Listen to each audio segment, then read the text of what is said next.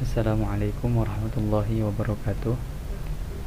Kembali lagi bersama saya Muhammad Hafizuddin Alawi dari Fakultas Syariah, Prodi Ahwal Saksiyah atau Hukum Keluarga Islam. Insyaallah saya di sini akan kembali melakukan tugas ulangan akhir semester di Institut PTIQ Jakarta. Yang mana tugas ini adalah tugas Ulumul Quran. Insyaallah akan membahas tentang ayat-ayat muhkam dan ayat-ayat tasyabih. Simak terus videonya ya.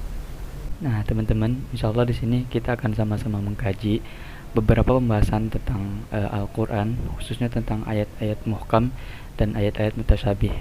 Insyaallah beberapa menit ke depan saya akan menjelaskan tentang pengertian ayat muhkam, kemudian pengertian ayat-ayat mutasyabihat, serta contoh-contoh ayat-ayat muhkam, contoh-contoh ayat-ayat mutasyabihat, kemudian serta hikmah-hikmah apa saja yang dapat kita ambil dari kita mempelajari dari ayat-ayat muhkamat dan ayat mutasyabihat ini. Menyikapi ayat Al-Qur'an yaitu yang terdapat pada surah Al-Imran ayat 7. A'udzubillahi minasyaitonirrajim. Walladzi anzala 'alaikal kitaba minhu ayatun muhkamatun hunna ummul kitabi wa ukharu mutasyabihat. Bahwa Allah Subhanahu wa taala itu menurunkan ayat-ayat Al-Qur'an itu menjadi dua bagian, yaitu yang pertama ayat muhkamat, kemudian yang kedua ayat-ayat mutasyabih atau ayat-ayat mutasyabihat. Nah, ulama itu berpendapat bahwa Al-Qur'an itu terbagi menjadi dua bagian. Yang pertama itu ayat-ayatnya itu muhkam, yang kedua itu ayat-ayatnya mutasyabihat. Nah, adanya ayat-ayat yang muhkam dan ayat-ayat mutasyabihat itu semua datangnya dari Allah. Maka Allah lah yang memisahkan ataupun membedakan ayat-ayat yang muhkam dan ayat-ayat mutasyabih, dan menjadikan ayat-ayat muhkam itu sebagai bandingan atas ayat-ayat mutasyabihat. Oke, kita masuk ke pembahasan ataupun pengertian muhkam dan mutasyabih. Nah, kita masuk ke pengertian muhkam. Muhkam secara istilah adalah suatu ungkapan yang mana maknanya itu tidak dapat diubah ataupun diganti. Sedangkan secara istilah, muhkam adalah ayat-ayat Al-Qur'an yang sudah jelas dari arti ataupun maksudnya, yang tidak diperdebatkan lagi oleh para ulama. Seperti misalkan dalam artinya itu tidak usah diperdebatkan lagi, tidak usah dibingungkan lagi. Misalkan surat Al-Ikhlas, Qul huwallahu ahad. Nah, artinya kan Allah itu satu. Jadi kalimatnya itu tidak membingungkan seperti itu. Maka jelas Allah itu satu. Seperti itu. Nah, kemudian pengertian mutasyabih. Pengertian mutasyabih dalam secara bahasa adalah suatu ungkapan yang mana maknanya masih samar. Sedangkan menurut istilah adalah ayat mutasyabih adalah ayat-ayat Al-Qur'an yang maknanya itu belum jelas. Jadi maknanya masih dicari-cari nih. Jadi tidak memiliki satu makna. Jadi para ulama itu mengartikan ataupun menafsirkan ayat-ayat tersebut itu berbeda-beda. Beda dengan ayat-ayat muhkam. Jadi para ulama itu sepakat bahwa ayat ini sudah tidak usah diperdebatkan lagi karena memang sudah jelas seperti itu. Nah, kita masuk ke contohnya. Seperti apa contoh ayat-ayat mutasyabih? Saya menyikapi tentang ayat dalam surah Toha yang mana ada berbunyi Ar-Rahmanu 'alal 'arsy istawa, bahwa Allah itu berada di arasy, bersemayam di arasy.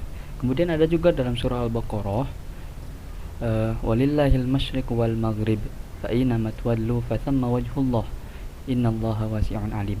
Nah, ayat di sini mengartikan bahwa Allah itu berada di bumi. Allah berada di mana-mana. Fa aina ma tuwallu fa thamma wajhullah. Maka dimanapun kita berada, maka Allah ada di situ.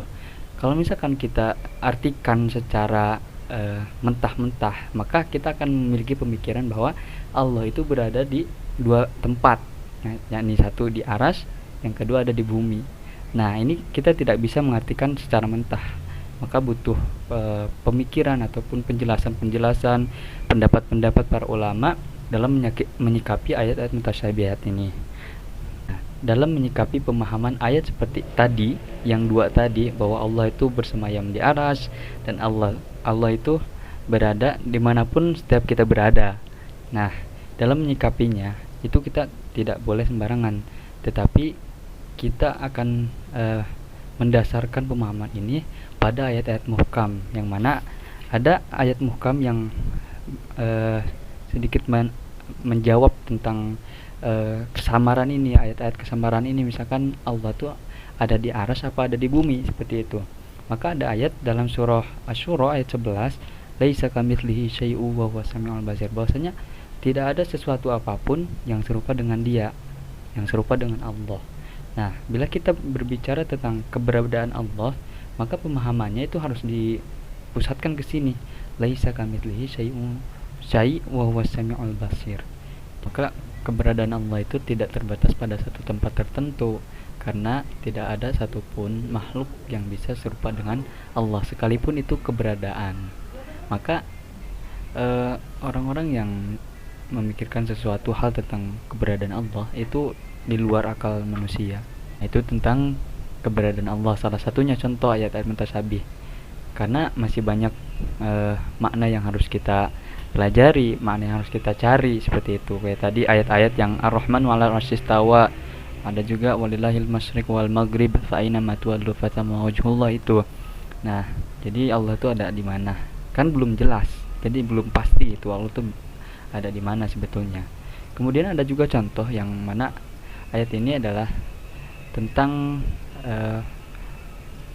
perserupaan, tentang perserupaan fisik manusia. Misalkan contoh ayatnya adalah yadullahi fawqa aydihim, tangan Allah itu berada di atas tangan Allah itu lebih atas daripada tangan-tangan mereka. Nah, ini bisa kita kalau misalkan kita simpulkan ataupun kita artikan secara mentah, maka Allah itu punya tangan apa seperti apa? Sedangkan Allah itu kan bukan makhluk. Allah itu bukan makhluk. Kan beda sama makhluk. Kalau misalkan Allah punya tangan, berarti Allah itu sama dengan makhluk. Nah, maka para ulama itu bersepakat bahwa arti dari tangan di sini adalah kekuasaan.